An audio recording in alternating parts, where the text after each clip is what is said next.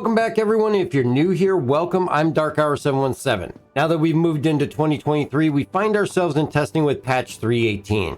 Along with this patch, we see the release of one of the newest ships to the verse that introduces an entirely new gameplay loop with Salvage. Of course, I'm talking about the Drake Vulture. Join me as we take an in-depth look to this new release from Drake Interplanetary. Before we get started though, if you do me a big favor and you like these videos, hit that like and subscribe button as it really helps get the videos out to more people, and I greatly appreciate it. And if you're already subscribed, I say thank you. Make sure to stick around to the end of the video though to see how you can get entered in for a chance to win an Anvil C8R Pisces Rescue with the code BLUEPAINT. The Drake Vulture is a long-anticipated ship that ushers in an era of new gameplay into the Star Citizen universe, and one that has long been waited for. With its introduction, we now see the beginning tiers of Salvage make its way into the verse. With this new exciting ship, we also see it bring in the FPS side of Salvage with the multi-tool, as well as new features, so the much-loved Reclaimer, which is a capital-sized salvage ship that up until this point has had no dedicated gameplay. As 318 goes through PTU testing and eventually to live, keep an eye out for our detailed how to salvage video. The Drake Vulture originally concepted in December 2017 as part of the You Pick the Next Drake Ship community event. Receiving 44% of the total vote, 19% of the vote actually went to the Drake Corsair and the remaining 37% went to the Drake Kraken. The Vulture was then introduced to the verse and made available for pledge on 14 June 2018. After its initial release, a lot of controversy followed as EVE Online players and fans accused CIG of copying EVE's Venture ship, though CIG responded with stating that it was inspired by the Drake Dragonfly. Though you can honestly follow design similarities back past the creation of the Vulture and even itself to a number of fictional ships, including one designed by Chris Roberts' own brother and Privateer 2 from 1996, the MCOS Veldor. The Drake Vulture will become available for pledge upon the release of patch 318 to the live servers. Pledge cost at the last sale, which was at IAE, was $140 US. Upon release, I would expect that this will increase to at least a minimum of $10 to $20 US with a war bond available at or close to the pre-release pledge cost. The Drake Vulture will not be available for in-game purchase until a later release, usually at least 90 days or more depending on patch release schedule. As for the in-game cost, I would expect that it's going to be right in the same realm of the Mist Prospector, which is a very comparable ship in size and functionality.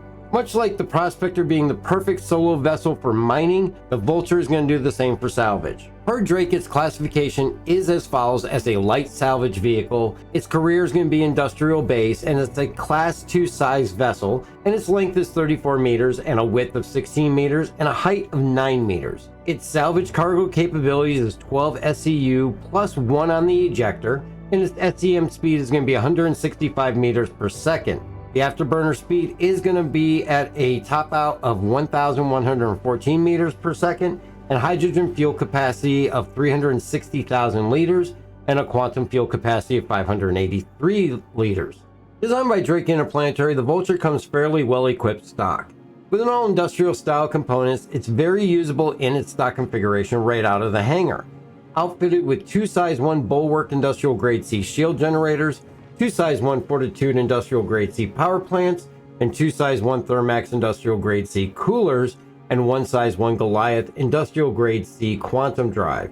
Now this quantum drive, though slower, is going to provide for a 20 million kilometer time of 5 minutes and 5 seconds.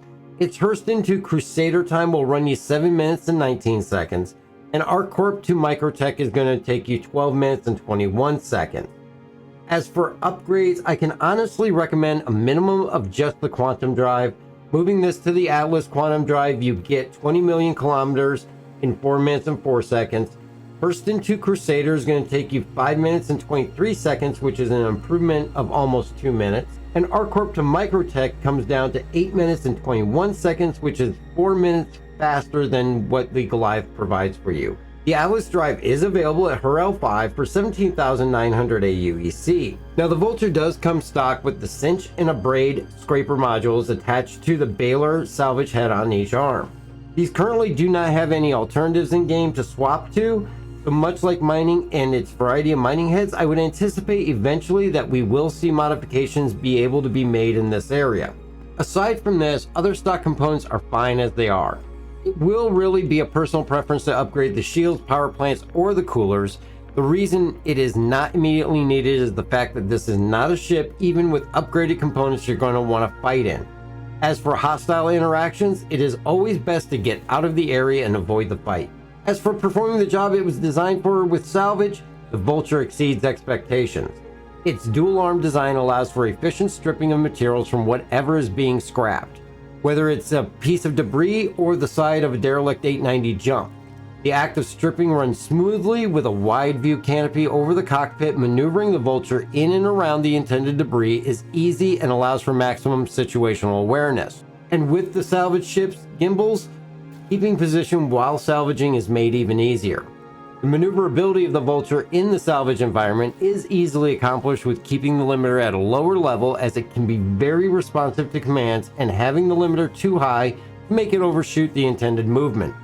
In non-salvage mode, the Vulture is responsive, though in atmosphere much slower than some ships. I feel it moves through the air as I would expect something of an industrial nature to do though. It feels slower, though not bogged down like a wet sponge, and unresponsive. The pilot can fly confidently in knowing that the pitch and yaw is going to react as they intended, with little to no resistance from the ship. The Vulture also has a dedicated VTOL mode, though not immediately noticeable. The VTOL thrusters are integrated into the body and can be seen working when activated through the small ports on the top and bottom of the main body. The pilot HUD is fairly typical when not in salvage mode, but switching over to that mode, we do see the design of the HUD and placement of important information is well thought out and easily located and readable. The interior is also very well designed, utilizing 2 entry points to the ship. This helps alleviate any issue a full cargo bay may present. Main entry can be gained through the cargo bay, and there is a secondary entry from the port side salvage arm that has a manually activated ladder leading you to a walkway that you can enter into the pilot house from. Be aware though that this walkway does not have any gravity when in flight, so do not exit the cockpit while the ship is in motion. Entering the door here takes you straight into the cockpit, and with only the operator seat here, this is the main area of the ship. Going from the pilot seat, you exit to the rear of the cockpit, where on each wall you'll see component locations on the left and right, and proceeding through the door brings you to the living quarters that's able to accommodate 1 person, as the ship is designed for solo play. You also find additional component storage here as well, with a small sink area and restroom. And going to the rear, you'll find another door that leads you to the ladder to go down to the lower level. After reaching the bottom, you are actually in the salvage room, where the materials is packed and processed for sale into 1 SCU containers. The cargo grid here will hold 12 of the crates of salvage material, and then for selling purposes, you can sell 1 that is holding outside of the ejection port. On the side, you'll actually find a control box where you can manually eject the current crate inside the processor. In the back of the cargo area, you have the main door that exits to the rear of the vehicle, and is also where you can utilize a tractor beam to move any salvage materials over to awaiting transport if you're not flying down directly yourself to sell. In the cargo area, also at the material chute, you do have the ability to craft multiple items, including a multi-tool, a tractor beam attachment, a SRT salvage attachment, as well as an SRT canister for hand salvaging. This process, as well as a more in-depth guide, will be available after final patch launch to the live servers.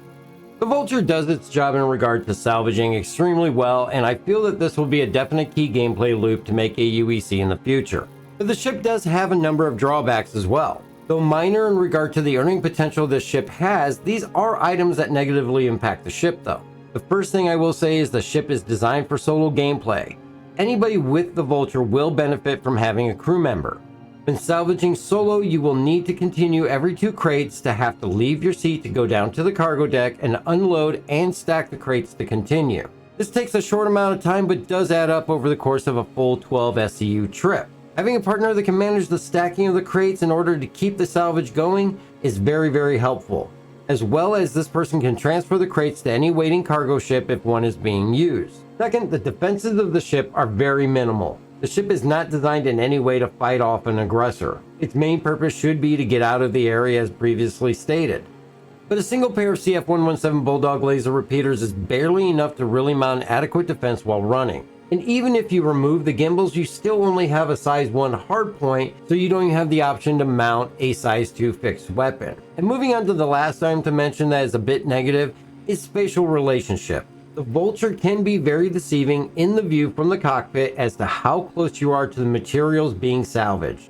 Judging the distance from the end of the arms and its salvaging heads and the target is difficult and easily misjudged and can cause a pilot to come in contact with the target and possibly damage or break the salvage head. So caution is needed along with careful speed control when positioning to begin salvage. Final point I will make is that much like the Prospector, the Vulture is designed and useful in a very specific gameplay loop and very little to no versatility. This is really only going to play in part to citizens that want to maintain a well-rounded fleet with minimal ships in the hangar, whether through a pledge or in-game purchase.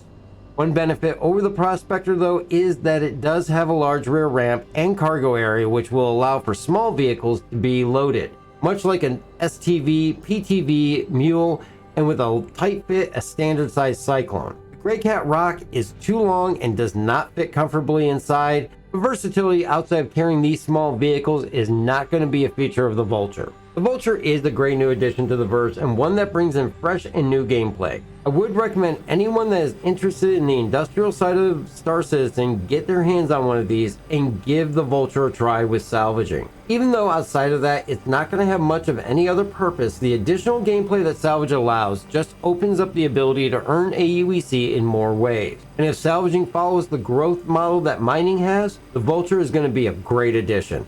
I hope you enjoyed this look at the Drake Vulture and hit me up in the comments and let me know what your thoughts are on this newest ship. Also keep an eye out for the salvaging tutorial that will be out once 3.18 goes live, but make sure to join us here on YouTube as well for our live stream every Thursday at 7 p.m. Eastern Time, and you can also catch the streams over on Twitch every Tuesday and Sunday at 7 p.m. Eastern Time as well. And if you'd like to get entered in for a chance to win that Anvil CAR Pisces Rescue, all you have to do is subscribe here on YouTube and comment on any video to get entered.